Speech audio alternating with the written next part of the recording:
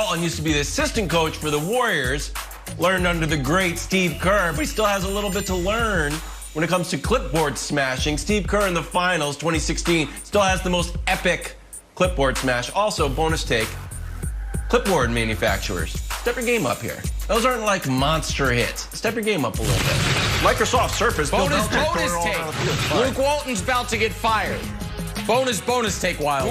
Luke Walton about to get fired. Gonna have to pay for his own clipboards. All right. Wow, double bonus take. Let us get back to football now. We're talking some Deshaun Watson. So we're hearing that Deshaun met with Texans head coach David Culley last week, told him he's done playing in Houston, and Houston refusing to acknowledge the breakup, unrequited love, unwilling to listen to teams who have reportedly been leaving voicemails with trade offers.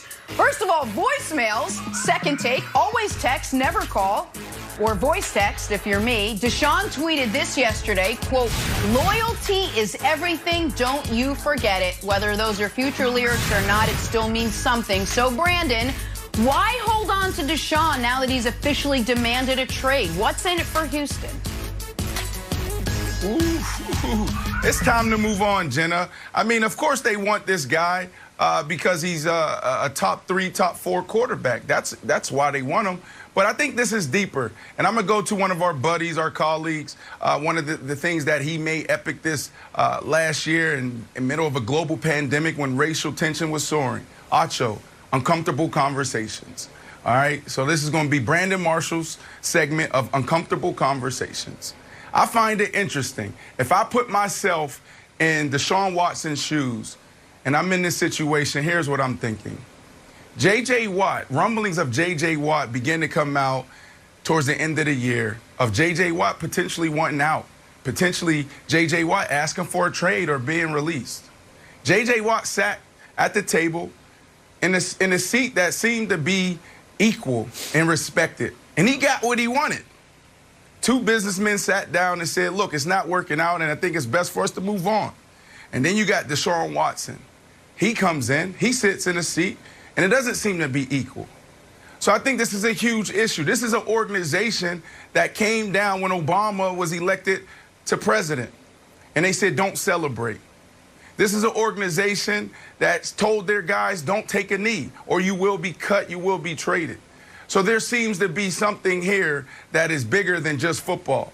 And I know it's an uncomfortable conversation, but if I'm Deshaun Watson, I'm thinking that. And that's why it's time to move on, because it was already uncomfortable. You go back to the season and this awkward signing of Josh McCown. Why are you bringing Josh McCown out of retirement? Why are you bringing Josh McCown, who's sitting at home coaching high school football and doing other things in the community? Because they needed someone that can come in and help bridge the gap between Deshaun Watson and ownership. So what do you think is going to happen if you don't trade this guy or you guys don't work on a resolution where Deshaun's getting out and you're getting something of value? This guy, Josh McCown, was brought in because Deshaun was uncomfortable in the organization and he wouldn't even stick around, Nick. Deshaun will go do his work in other places.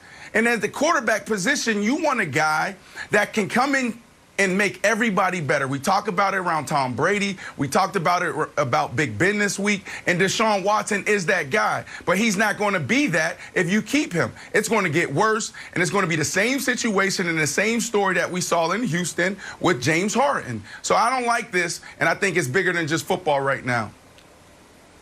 So, all right, so there's a lot there. And let me try to respond to all of it. I do think Deshaun is going to get out. I do not think it is going to happen soon, and I do not think it has to happen soon. Mike Meltzer, who does radio nationally and in Houston, had a good tweet thread about this yesterday, and he's absolutely right. April 29th is the date to circle on your calendar, because that's the day of the draft. There are no guarantees that kick in for Deshaun in March 17th when the league year opens. There are no mechanisms that kick in earlier.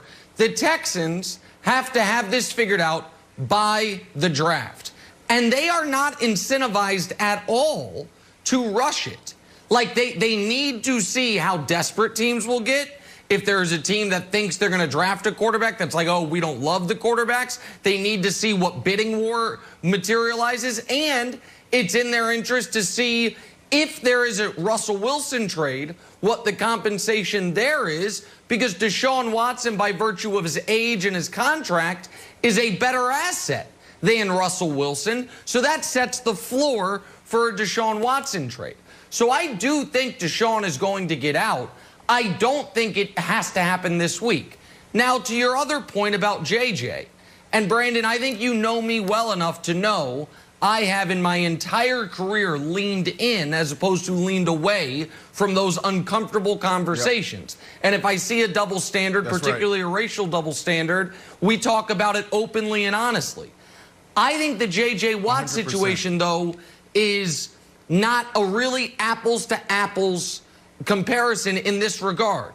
J.J., for $18 million after the injury-riddled 4 of the last 5 years he's had, and for a team that's not going to be contending, does not have massive value to the Texans and does not have hardly any value at that contract on the trade market. Deshaun, so it's easy to say, well, we could get a conditional 6th for JJ, but he's the best 100%. Player in the history of the franchise. We'll let him walk. Deshaun would be the most valuable player traded in the history of the league. And so I understand why you can move quicker. Does that make sense, Brandon? Why you can move quicker with JJ than with Deshaun, because you do have to take into account what the Texans are going to be like once Deshaun is gone. 100%, Nick, and that's why I love working with you, because you see both sides, and you've always been player friendly, but you've always pushed back when you had to, when the player didn't do his job. So I respect you for that. But here's my deal.